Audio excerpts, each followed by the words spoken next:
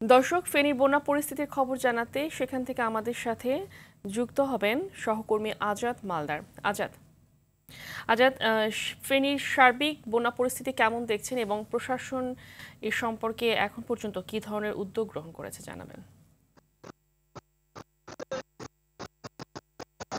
এই যে স্মরণকালের একটা বৃহত্তম এই যে বন্যা এই যে বয়ে যাচ্ছে ফেনীর উপর দিয়ে, মোটামুটি কথা এতে ফেনী এখন পানির উপরে বাড়ছে।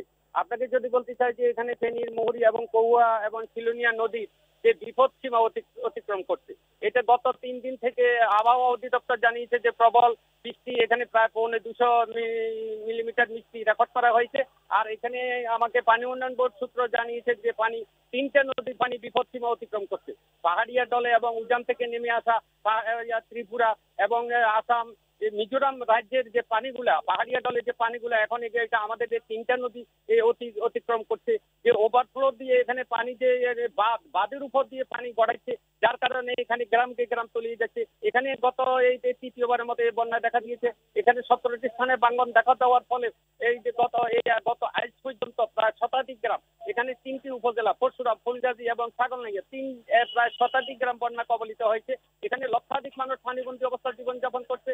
আপনাকে যদি দুপুরের চিত্র আমি জানাতে চাই, সেটা হলো যখন আমরা গণমাধ্যম কর্মীরা যখন ঢাকাতে এই যে বিলুনিয়া এবং ফেনী পোর্ট কানেক্টিং রোড অর্থাৎ বিলুনিয়া স্থলবন্দর রোডে যখন আমরা অবস্থান করছিলাম, তখন পানি 1 ঘন্টার মধ্যে কোমর থেকে 1 হাঁটু পানি পর্যন্ত গড়িয়েছে।